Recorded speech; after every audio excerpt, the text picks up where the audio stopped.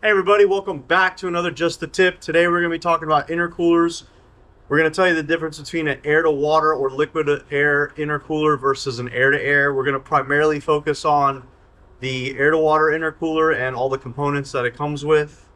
So let's just dive into it. It's going to be a quick and dirty rundown on it, just to kind of educate you guys, bring you up to speed on what an air to water intercooler is and why you would need it. So couple key components really quick are obviously the intercooler itself. Now this one in particular started out as what they call a brick. This was custom made for this particular application behind us. Again, this started out as just a brick. It was this square with tube and fins inside. You can see that's going through there, and then you have the other one through the water's going to be going through. And real simple, you have your boost charge just like on a typical intercooler. That's going to be flowing through here, and then instead of air passing through to cool it down, you're going to have water. You're going to have a reservoir.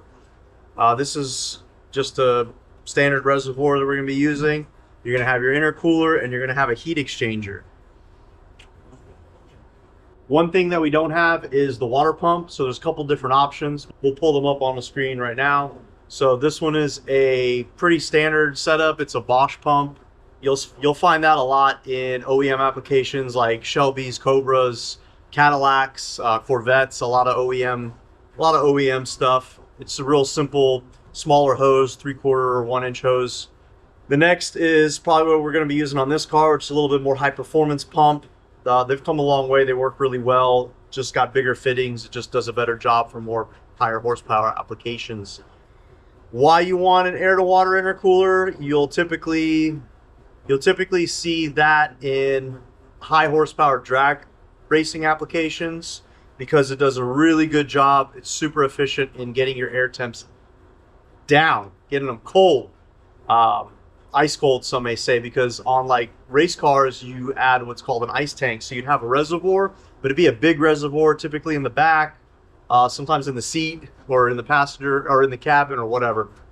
So typically you'll have an ice tank where you literally put ice in it with the water to get the temps super low. Some of them don't run a heat exchanger. Primarily like pure race cars won't run a heat exchanger because the system works so well that you almost don't need it. This is mostly found on like street cars. And then what the heat exchanger does is it brings back cooler water to the reservoir. So you'll have from the reservoir, you'll go to the pump. The pump will go through the intercooler, then it'll go through the heat exchanger to cool that hot water back down, back into the reservoir, and system starts all over again. So on this car, we're running just a simple air-to-air intercooler, really big. The way that works is you got your turbo boost charge coming through. It's super hot because it's high pressure. Then it's going to be going through the intercooler. Air is going to pass through it. It's going to cool the air charge down, and then it's going to come and you're going to get nice cool air going into your intake and making a happy engine, making lots of power. Now, this one's relatively big. Some issues you might find when doing something like this is the radiator setup. When you're putting a big intercooler up front, you're blocking a lot of radiator airflow. This one in particular, we had put in the back.